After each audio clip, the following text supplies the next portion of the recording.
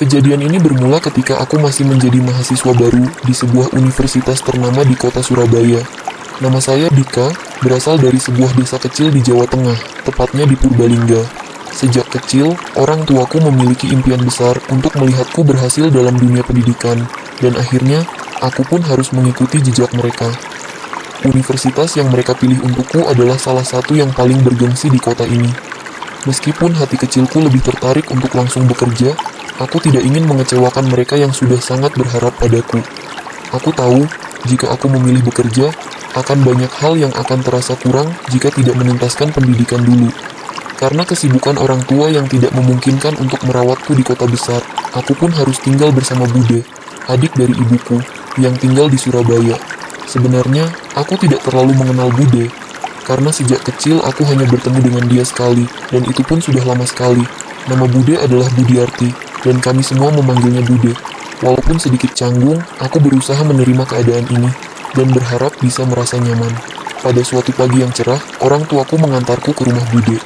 Aku yang masih setengah bingung dengan keputusan ini, mengikuti saja langkah orang tuaku. Kami tiba di sebuah rumah besar yang tampaknya sangat mewah. Di depan rumah tersebut, ada 3 mobil mewah yang terparkir rapi di garasi. Aku sempat terperangah, merasa sangat kagum dengan rumah Bude yang jauh lebih besar dan lebih mewah dibandingkan rumah kami. "Ini rumah Bude, Dika," kata ayahku sambil tersenyum, menunjuk rumah besar di depannya. Tak lama setelah itu, Bude keluar dari rumah dengan mengenakan pakaian yang sangat rapi. Usianya sekitar 40 tahun, dan meskipun usianya sudah tidak muda lagi, Bude masih terlihat cantik dengan rambut panjang yang terikat rapi di belakang. Sapaannya yang hangat menyambut kami membuatku merasa sedikit lebih nyaman, meskipun masih ada rasa canggung di dalam diriku. "Bude, ini Dika, anak ibu," kata ayahku sambil memperkenalkan aku pada Bude. "Halo Dika, ayo masuk," ajak Bude dengan senyum ramah. Kami pun masuk ke dalam rumah yang sangat luas dan tampak sepi. Bude mengajak kami duduk di ruang tamu yang terkesan sangat mewah dengan perabotan yang indah. Rumah Bude memang sangat besar, namun terasa sunyi, seolah-olah hanya ada sedikit orang di dalamnya. Ternyata, suami Bude sering sekali bepergian ke luar negeri, dan anak-anaknya juga kuliah di luar negeri. Jadi, Bude hanya tinggal bersama 2 orang pembantu dan sopirnya. Setelah beberapa waktu berbincang-bincang dengan orang tuaku, Bude akhirnya memberitahukan bahwa aku bisa tinggal di rumahnya sampai aku lulus kuliah. Sambil mengangguk, aku merasa agak lega. Meskipun aku tidak mengenal Bude dengan baik, rasanya tidak ada pilihan lain, dan aku harus berusaha beradaptasi dengan situasi baru ini. Tak lama kemudian, Bude mengantarku ke kamar yang akan kutempati. Kamarnya ada di lantai atas, dan sesampainya di sana, Bude memberitahuku tentang segala hal yang perlu aku ketahui. "Kamar ini cukup nyaman, Dika. Kalau ada yang kamu butuhkan, tinggal tanya pembantuku. Kalau lapar, tinggal turun ke bawah saja," ujar Bude. "Terima kasih, Bude," jawabku sambil merasa agak canggung. Aku baru pertama kali tinggal jauh dari rumah, dan semua ini terasa sangat baru bagiku. Setelah Bude pergi, aku duduk di kamar itu dan menatap sekeliling. Kamarnya memang sangat mewah, lengkap dengan kamar mandi pribadi. Ada sebuah meja belajar di sudut ruangan, serta jendela besar yang memberikan pemandangan keluar rumah. Meski rumah ini besar dan mewah, sepertinya aku harus menyesuaikan diri dengan kehidupan baru ini. Hari pertama di Surabaya, aku mulai berkenalan dengan Pak Yudi, sopir yang bekerja untuk Bude. Beliau adalah sosok yang sangat ramah, dan setelah mengantarku mendaftar ke universitas, beliau mengajakku berkeliling kota. Surabaya memang kota yang sibuk, tetapi suasananya jauh berbeda dengan desa tempat aku dibesarkan. Aku merasa sedikit terasing, namun semangat untuk memulai kuliah dan menjalani kehidupan baru mulai membakar diriku. Namun, tidak lama setelah aku tinggal di rumah Bude, aku mulai merasakan ada sesuatu yang aneh. Suatu malam, sekitar seminggu setelah aku tiba di sana, aku tanpa sengaja melihat Bude sedang melakukan sesuatu yang sangat mengejutkan. Saat itu, aku sedang berjalan melewati lorong rumah dan tiba-tiba melihat pintu kamar Bude yang sedikit terbuka. Secara spontan, aku melirik ke dalam dan melihat Bude sedang berbicara melalui video call dengan seseorang. Namun, bukan hanya itu yang membuatku terkejut. Aku juga melihat Bude melakukan sesuatu yang tidak biasa. Aku berdiri di sana beberapa saat, menatap tak percaya apa yang baru saja kulihat. Kejadian itu seakan memutar otakku, dan aku merasa bingung. Apa yang baru saja terjadi? Bude, yang selama ini terlihat begitu baik dan penuh perhatian, ternyata menyimpan sesuatu yang tidak pernah aku duga.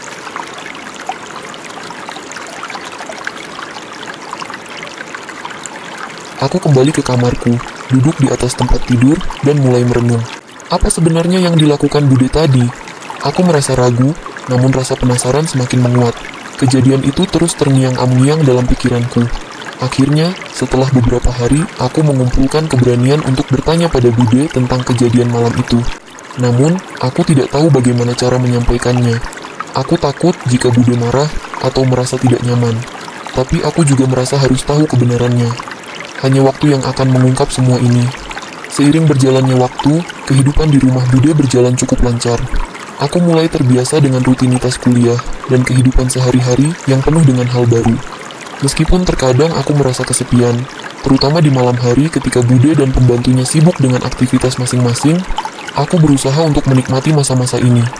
Namun, di balik ketenangan itu, rasa penasaran tentang apa yang pernah aku lihat terus mengganggu pikiranku. Satu malam, setelah beberapa minggu sejak kejadian pertama, aku kembali merasa tak bisa tidur. Kepalaku penuh dengan pertanyaan yang belum terjawab. Aku memutuskan untuk bertanya pada Bude, meskipun hatiku ragu. Aku tahu, itu bukan hal yang mudah untuk diungkapkan, tetapi aku merasa bahwa aku tidak bisa hanya diam saja. Pukul 12 malam, suasana rumah yang biasanya sunyi semakin terasa sepi. Aku memutuskan untuk melangkah keluar dari kamar dan berjalan perlahan menuju kamar Bude. Saat aku sampai di depan pintu, aku merasa jantungku berdegup kencang. Aku berpikir untuk mundur, tetapi rasa penasaran lebih kuat. Dengan perlahan, aku mengetuk pintu kamar Bude. Dari dalam kamar, terdengar suara langkah kaki. Beberapa detik kemudian, pintu terbuka sedikit, dan aku melihat wajah Bude yang terlihat sedikit terkejut, namun tetap berusaha tersenyum. "Dika, kenapa kamu belum tidur?" tanya Bude dengan suara lembut, meskipun terlihat sedikit bingung. Aku menghela napas panjang sebelum menjawab, "Bude, aku perlu bicara. Ada yang ingin aku tanyakan." Bude mempersilakan aku masuk ke dalam kamarnya. Begitu aku melangkah masuk, aku merasakan suasana yang agak tegang. Bude menutup pintu dan duduk di tempat tidurnya, sementara aku duduk di kursi di dekat meja rias. "Kenapa, Dika? Ada yang mengganggumu?" tanya Bude, mencoba membuka percakapan. Aku diam sejenak, lalu memutuskan untuk langsung mengungkapkan apa yang menggangguku selama ini. "Bude, beberapa waktu lalu, aku melihat sesuatu yang aneh. Waktu itu, aku melihat Bude sedang melakukan video call dengan seseorang, dan aku melihat Bude sedang melakukan sesuatu yang tidak biasa." Bude terdiam sejenak, wajahnya berubah menjadi merah. Aku bisa melihat betapa gugupnya dia. Setelah beberapa detik yang terasa sangat lama, Bude akhirnya berbicara dengan suara yang hampir berbisik. "Dika, aku tahu kamu pasti merasa bingung dan heran dengan apa yang kamu lihat. Tapi, itu bukan seperti yang kamu pikirkan," katanya pelan. Aku merasa sedikit lega mendengar penjelasan itu, meskipun aku tidak sepenuhnya yakin dengan kata-katanya. "Lalu, apa yang sebenarnya terjadi, Bude?" Bude menarik napas dalam-dalam, seolah-olah menyiapkan diri untuk mengungkapkan sebuah rahasia besar. "Dika, kamu harus tahu, apa yang kamu lihat itu memang benar. Aku sedang berbicara dengan seseorang, tapi bukan hanya sekedar video call. Itu adalah salah satu teman lama yang aku kenal, dan kami terlibat dalam sebuah hubungan yang tidak bisa aku ceritakan semuanya padamu." Aku terkejut mendengar penjelasan itu. Aku tidak menyangka kalau Bude akan mengatakan hal seperti itu. "Apa maksudnya, Bude? Hubungan apa yang dimaksud? Bukankah Bude sudah menikah? Apa ini berarti Bude selingkuh?" Bude menundukkan kepala, tampak sangat tertekan. "Iya, Dika. Itu adalah hubungan yang salah. Aku tidak bisa membohongimu lagi. Suami aku sering bepergian, dan anak-anakku tidak pernah ada di sini. Dalam kesendirian itu, aku bertemu dengan pria itu, dan entah kenapa aku merasa ada ikatan yang muncul di antara kami. Hubungan ini memang salah, dan aku tahu itu. Aku tidak ingin kamu menilai aku buruk, tapi aku tidak tahu harus bagaimana." Aku diam, terkejut dengan pengakuan itu. Segala macam perasaan bercampur aduk dalam diriku. Aku merasa bingung, kecewa, dan sedikit marah. Aku tidak pernah menyangka Bude, yang selama ini tampak begitu baik dan terhormat, memiliki kehidupan seperti ini. "Bude, kenapa Bude tidak memberitahuku sebelumnya? Kenapa harus menyembunyikan semua ini?" tanyaku dengan suara bergetar. Bude mengangkat wajahnya dan menatapku dengan mata yang tampak lelah. Aku tidak ingin kamu melihatku berbeda, Dika. Aku tahu ini salah, tetapi kadang-kadang rasa kesepian bisa membuat seseorang melakukan hal-hal yang tidak seharusnya dilakukan. Aku merasa terperangkap dalam hidupku, dan pria itu memberikan perhatian yang aku butuhkan. Tapi, aku tahu, aku salah. Aku merasa tidak bisa berkata-kata lagi. Rasanya seperti ada banyak pertanyaan yang ingin kuajukan, namun lidahku terasa keluh. Akhirnya, setelah beberapa saat hening, aku berkata, "Bude, aku tidak tahu harus bagaimana. Aku merasa bingung, dan aku tidak bisa menyembunyikan perasaan ini begitu saja." Bude menundukkan kepalanya, tampak sangat menyesal. "Aku tahu, Dika. Aku minta maaf. Aku tidak ingin membuatmu terlibat dalam masalahku ini. Aku sudah terlalu lama menutupi semuanya, dan sekarang aku merasa sangat bersalah." Saat itu, aku menyadari betapa beratnya beban yang harus ditanggung oleh Bude. Meskipun aku merasa kecewa, aku tahu bahwa tidak ada orang yang sempurna. Semua orang memiliki kelemahan dan kesalahan, dan mungkin Bude sedang berjuang dengan rasa kesepian yang begitu dalam. "Apa yang akan Bude lakukan sekarang?" tanyaku dengan suara lembut. Bude mengangkat wajahnya dan tersenyum sedih. "Aku harus menghadapi semuanya, Dika. Aku tahu aku harus berhenti dan memperbaiki hidupku. Aku tidak ingin terus hidup dalam kebohongan." Aku mengangguk pelan. Meskipun aku merasa kecewa, aku tahu bahwa ini adalah keputusan yang harus Bude ambil. Setiap orang memiliki proses dalam menghadapi kesalahan mereka. Aku berharap Bude bisa menemukan jalan untuk memperbaiki semuanya. Akhirnya, kami berdua duduk dalam keheningan.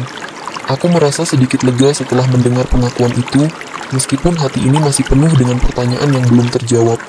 Namun, aku tahu satu hal. Ini adalah awal dari perubahan besar, baik bagi diriku maupun Bude.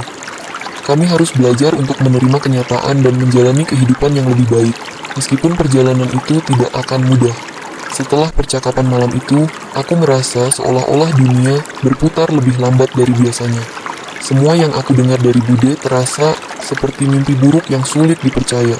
Namun, meski hatiku masih bergemuruh dengan berbagai perasaan, aku berusaha untuk menerima kenyataan. Aku tahu, hidup tidak selalu berjalan mulus, dan kadang-kadang kita harus berhadapan dengan kenyataan pahit yang tidak kita inginkan. Pagi berikutnya, aku masih merasa bingung. Semua yang terjadi semalam terasa berat, dan meskipun Bude sudah mengungkapkan semuanya, aku merasa masih ada banyak hal yang belum terselesaikan. Aku tidak tahu bagaimana harus melanjutkan hidup setelah semua yang aku dengar. Namun, aku tahu satu hal, aku harus belajar untuk memaafkan dan melangkah maju. Hari itu, setelah beberapa saat merenung, aku memutuskan untuk berbicara lagi dengan Bude. Aku tidak bisa membiarkan hubungan kami menjadi semakin renggang karena kejadian semalam. Meskipun aku merasa kecewa, aku ingin mencari cara agar Bude bisa berubah dan memperbaiki hidupnya. Begitu juga diriku. Aku berjalan menuju kamar Bude di pagi hari, masih dengan perasaan campur aduk. Aku mengetuk pintu dengan hati yang berdebar.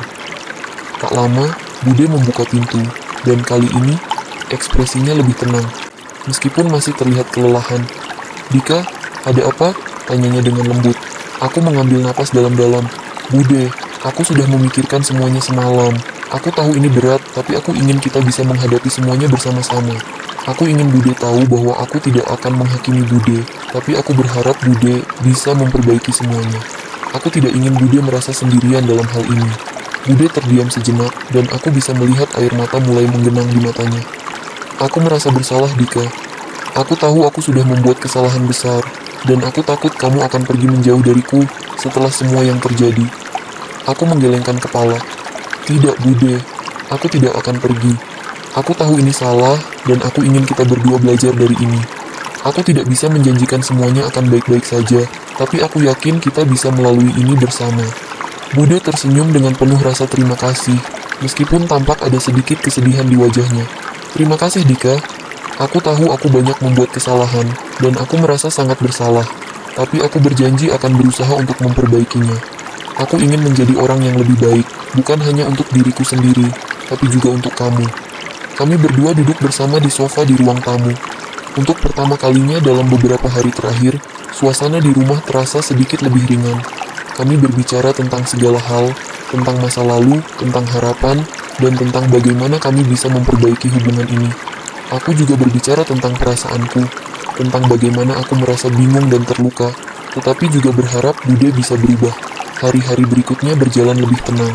Bude mulai lebih terbuka dengan segala hal yang terjadi dalam hidupnya, dan aku pun merasa bisa lebih memahami kondisinya.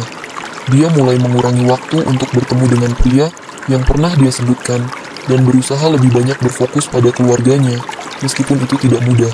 Aku juga mulai melihat perubahan dalam diriku sendiri. Kehidupan kuliahku kembali menjadi lebih fokus, dan aku merasa lebih dekat dengan Bude daripada sebelumnya. Meskipun aku tahu bahwa perjalanan ini tidak akan mudah dan penuh dengan tantangan, aku merasa bahwa aku bisa belajar untuk memaafkan dan melangkah maju. Suatu sore, beberapa bulan setelah kejadian itu, aku duduk bersama Bude di ruang makan, menikmati secangkir teh hangat. Kami berdua tersenyum satu sama lain, seolah-olah waktu sudah membawa kami ke titik yang lebih baik. Bude sudah berhenti melakukan hal-hal yang menyimpang, dan aku merasa lebih nyaman berbicara dengannya. Kami berbicara tentang masa depan, tentang bagaimana kami berdua bisa menjadi orang yang lebih baik. Dika, aku tahu aku banyak membuat kesalahan, tapi aku ingin berterima kasih padamu. Kamu telah membuat aku sadar bahwa hidupku masih bisa berubah. Kamu membuat aku merasa tidak sendirian, kata Bude dengan tulus. Aku tersenyum. Bude, aku tidak perlu berterima kasih. Kita semua punya masa lalu yang bisa kita perbaiki. Yang penting adalah kita saling mendukung untuk menjadi lebih baik. Beberapa bulan kemudian, kehidupan kami mulai kembali normal. Aku tetap melanjutkan kuliah, dan Bude semakin aktif dengan pekerjaannya, mengatur ulang prioritas hidupnya, dan lebih banyak menghabiskan waktu dengan keluarga.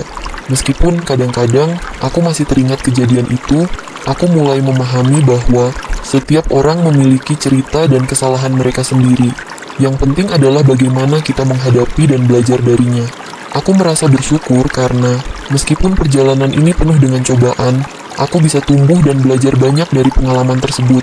Begitu juga dengan Bude, yang berusaha memperbaiki dirinya dan hidupnya. Meskipun kami tidak bisa mengubah masa lalu, kami bisa membuat keputusan yang lebih bijaksana untuk masa depan. Akhirnya, aku menyadari bahwa hidup ini bukan tentang siapa yang benar atau salah, melainkan tentang bagaimana kita menerima kekurangan dan saling memberi kesempatan untuk berubah. Dan bagi aku, itu adalah pelajaran yang sangat berharga, yang akan aku bawa sepanjang hidup.